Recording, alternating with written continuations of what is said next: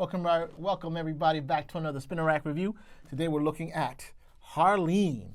This is Dr. Quinzel, aka Harley Quinn, the other side of Joker. And this is a DC Black Label comic. Oh, forgot to introduce my boy Cal. Ready to rock, as always. I always forget his name sometimes. Every time. Okay, but here, what is your take on this? This follows along the Batman Black Label comic, and I guess the Superman, which is the Superman the comic, the one with? Well, they're not connected. They're just. No, they're not connected. Yeah. But I'm just saying this is their premium edition comics, and there's longer stories, magazine formats, more pages, colors, high quality paper, and it has sometimes just an artist. Like this one here is by Stefan Sejic, who I think actually does a pretty good job, both as a writer and artist in this particular thing here. Story and art by Stefan Sejic. So what is your take on this this is a different take on the classic Harley Quinn story. I mean, we've seen many different versions, but basically the version is she falls into a vat, she goes crazy. I think it was the last one we saw on TV. And now that was from Suicide Squad. Oh, that's from Suicide Squad, right. And in the comic book, what was the other one that they had? She was originally it's the cartoon, and she's a therapist, and she's trying to help the Joker. Yeah, as a psychologist, and he ends up turning her out. He ends up turning her, to the point that she's dressing up like a Harley Quinn and going with him to do crime. But this is pretty interesting because it tells you from the very beginning that she knows he's bad. Well, basically, she always knows it's bad, but you can see the road. She's looking back in this comic, basically, saying, basically how things started going. And she actually knows that this is the bad way. It's an origin story.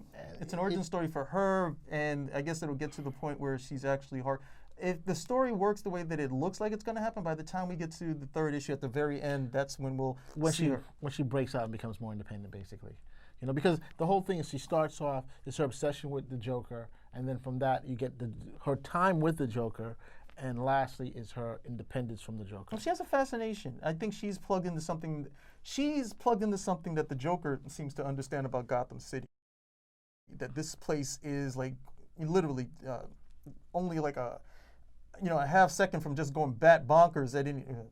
Bat bonkers. A half, second from going bonkers at any given moment. That there's something off about this city at the end of the day. So it seems that she's tapped into that as well, according to what we're reading here. I always wonder about the necessity of something like this, of 3 books to tell the origin of Harley Quinn, and there's a lot of other stuff going on. But I'm interested in it because Harvey Dent is part of it, and Harvey Dent is my favorite Batman villain in the form of Two-Face. Get out of here. Two-Face is your favorite Batman? Always has been. So I'm always looking forward to this. And the Joker is being played straight. He's not being played as some harbinger of chaos or some literary device. He's a gangster at the end of the day. He comes. He's gonna shoot everything up. He's just, look, I'm gonna shoot everything up. Nothing makes sense anyway. But I'm gonna take this money. I'm gonna take this money at the end of it. So. Those parts are like the art is good. Particularly that battle between him and Batman in the smoke was pretty good. The way they show two giants. I never believe fights between the Joker and Batman because the Joker is he's supposed to be like rail thin, and Batman is supposed to be this guy who can bench press 500 pounds off of 500 pounds off his chest. So he should pretty much be laying him out with any punch. But the depiction of the battle where you have Harley Quinn there, and you see here in the pages where she is, the little small figure there, and you see the two giants basically fighting, like those old pictures of the gods fighting in the cloud. Yeah, while the mortals look on. That's a great view there. It is, and that's a great analysis of it. I still think Batman should just lay him out with one punch. I think he should do more than that, but it's pretty interesting there. And what it says here in this story is Wayne is actually funding her research, which is wild, right? He helps the creator. That's one of the things with Gotham. It's all seemingly interconnected. Okay, because you have the criminal kills. Well, this was what the first Batman film did, where the Joker killed Batman's parents, and then of course he creates Batman, and then Batman creates the Joker. Not that that's what's going on here, but with a lot of times with the stuff that's going on within Gotham City and the criminals, it's interconnected somehow. That this criminal ends up creating Two-Face, and then the Joker ends up creating Harley Quinn, and so on and so forth. That there's this overlap when it comes to it. So that plays pretty well. It's like it's like high school. Everybody knows each other, and then everybody still knows each other when they grow up to a certain extent. It's an entertaining read. I always just wonder about the necessity. I mean, it's a poor argument. It's all fiction. There's none of it's necessary. Another at the end necessity of the day. to read another Superman, another Spider-Man, another Superman, another. 3 books to tell Harley Quinn's origin. I mean, this was a good start. We'll see how it goes from here. I also hope but I want to see what the relationship is going to be. I want to see what the relationship is going to be between her and the Joker, because there's 2 different pushes right now between, Harley Quinn loves the Joker, and then there's other people like, no, she's in love with Poison Ivy.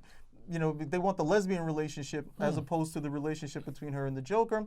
I'm definitely Team Joker, if you will, at the end of the day, because the Poison Ivy stuff just never made a lot of sense to me, other than that it was a lot of titillation for guys like, Harley. Well, and Ivy. I mean, for me, you've always been that she's bonded with Poison Ivy. It doesn't necessarily mean it has to go into a particular type of relationship. No, that's what they're I know, pushing but for. I'm just saying that they have become close friends.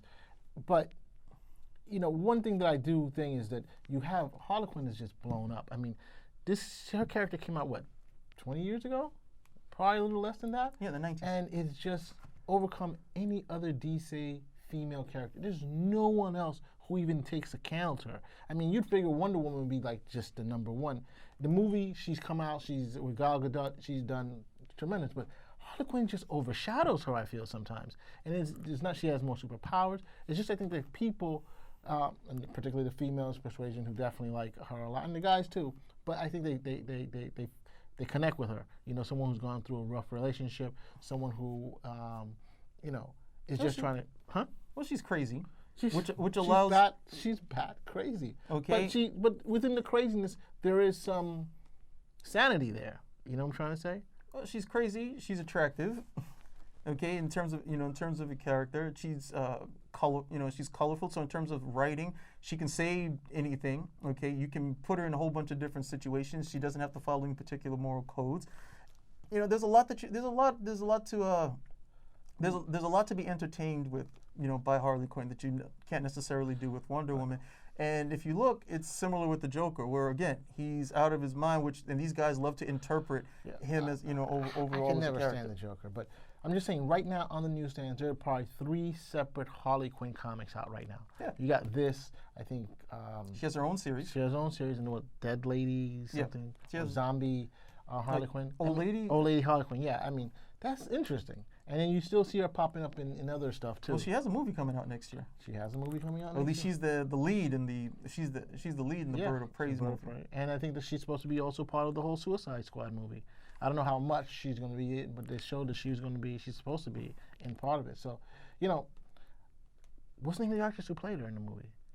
You think that helped a bit, or was it already Margot Robbie? Margot Robbie. But I think she was already popular, and I think Margot Robbie just hit that particular spirit. Well, she was popular after she appeared in that film with Leonardo DiCaprio, The Wolf of Wall Street. Well, Margot Robbie. You remember that scene, right? I remember the movie. You remember that scene, right? I remember a couple of them. They originally wanted it was between her and Olivia Wilde, and they were like, no, we gotta go with Margot Robbie. And people were like, oh, it was because Olivia Wilde's too old. And I was like, no, it was not because Olivia Wilde was too old. It was because did you see Margot Robbie in that film? Did you see her? That's why she got the role. Okay. So we say.